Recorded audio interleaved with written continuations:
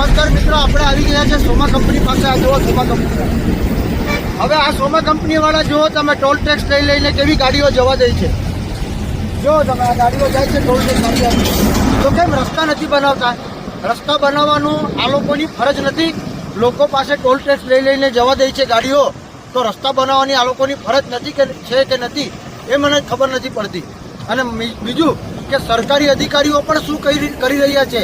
આ લોકોને ખોળામાં બેહાડી રહ્યા છે. આ સદંતર ખોટું છે. હવે જનતા સમજી ગઈ છે કે આ સદંતર ખોટું ચાલી રહ્યો છે, તદ્દન કારભાર ખોટો ચાલી રહ્યો છે. માટે કરીને હવે સોમા કંપનીવાળાને નમ્ર વિનંતી કરવામાં આવે છે કે આ ટોટલી જે રસ્તો છે એમાં જેટલા પણ ખાડા છે, સોનગઢ ગામમાં પણ ખાડા છે, એ તાત્કાલિક ધોરણે પુરાવો પડશે એવી અમારી નમ્ર વિનંતી છે. અસ્તુ ભારત માતા કી જય.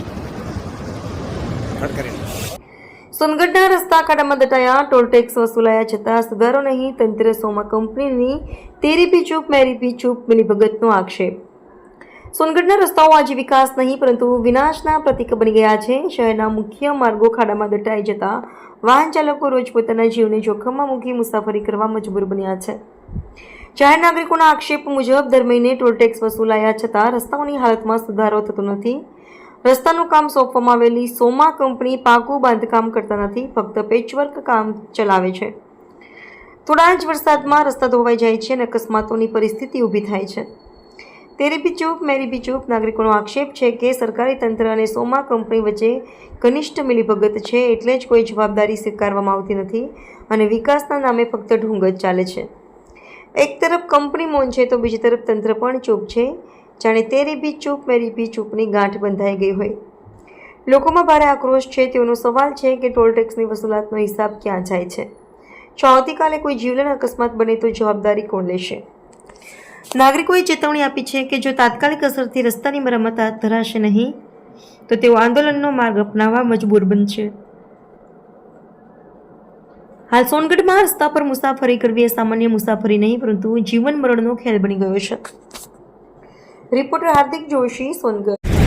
નમસ્કાર મિત્રો, હું છું હાર્દિક જોશી, આપની સાથે 24 ન્યૂઝ ગુજરાત તાપી. મિત્રો, આ સોમા કંપનીવાળા અને સરકારી અધિકારીઓની લાપરવાહી તમે જુઓ.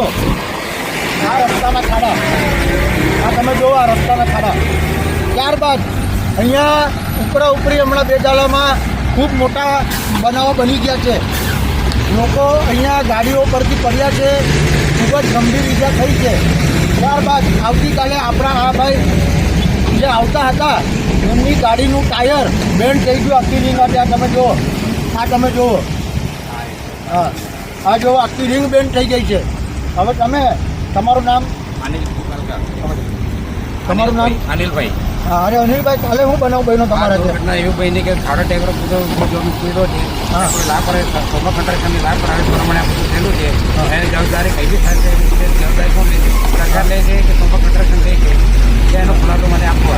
જો સરકારી અધિકારીઓ લોકો તમને પૂછી રહ્યા છે કે જવાબદારી કોણ લેશે? આ બધા ખાડા જુઓ, લોકો તમને પૂછે છે સરકારી અધિકારીઓને કે જવાબદારી કોણ લેશે? કાલ ઉઠીને કોઈ મરી જાય કે કોઈ મોટી દુર્ઘટના થાય તો સરકાર જવાબદારી લેશે ખરી? માટે કરીને સરકારી અધિકારીઓને વિનંતી કરું છું કે આ સોમા કંપનીવાળાને તમે રસ્તા અને ખાડા પુરાવા વિનંતી કરો. અને બીજું કે હવે લોકોને લાગી રહ્યું છે કે સરકારી અધિકારી અને સોમા કંપની બંને જણા મળીને આ કામ કરે છે લેવડ દેવડનું.